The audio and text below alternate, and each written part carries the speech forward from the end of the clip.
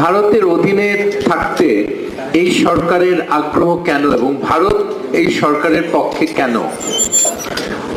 আমরা তো শুনেছি পররাষ্ট্রমন্ত্রী একজন বলেছেন যে তাদের মোদী সরকারের সাথে শেখ হাসিনা ওয়াজেদের সরকারের সম্পর্ক হলো সাত পাকে বাঁধা, যেটা বলে আমরা এটা শুনেছি।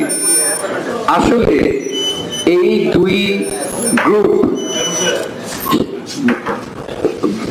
ভারতের সরকার এবং শেখ হাসিনা মিলে যে হত্যাকাণ্ড একত্রে ঘটিয়েছে বিটিআরে, এই কারণে একজন আরেকজনকে ছাড়তে পারে না এবং কখনো ছাড়বে না।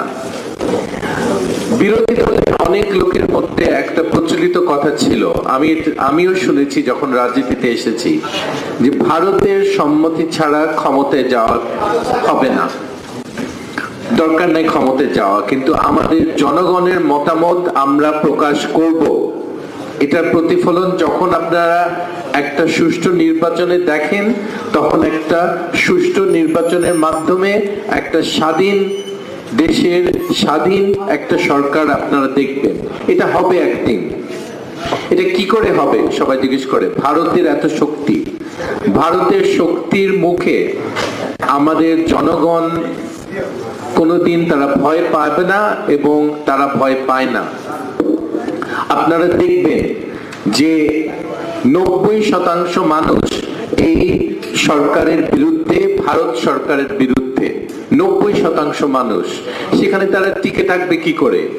শ্রীলঙ্কায় যেমন তারা ভারত বিদ্বেষী, নেপালে যেমন ভারত বিদ্বেষী, মালদ্বীপে পাকিস্তানে যেমন ভারত বিদ্বেষী, বাংলাদেশেও তেমন ভারত বিদ্বেষী সাধারণ মানুষ।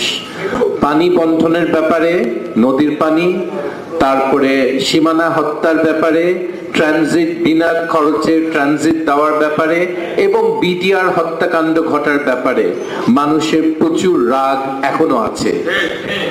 আমাদের দেশে যে চাকরি করে বিনা অনুমতিতে লক্ষ লক্ষ ভারতীয়, তারা যে টাকা পাঠায় সেটা রিমিটেন্সে কম পক্ষে $10 বিলিয়ন এক্সট্রা পাঠায়। আমাদের লোকরা ভারতে কয়েকজন কাজ করছে, তাদের তুলনার চেয়ে অনেক বেশি পাঠায় বাংলাদেশ থেকে।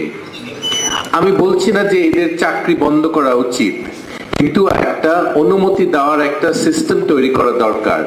এবং এটা আপনারা দেখবেন যে অন্য দেশে ভিসা ফি ধারা তারা এটার একটা কন্ট্রোল রাখতে পারে। আমাদের দেশে এইগুলির কোনো ধারে করে না। এই সরকার তো তাদেরই সরকার, তারা তো এটা আশা করে না যে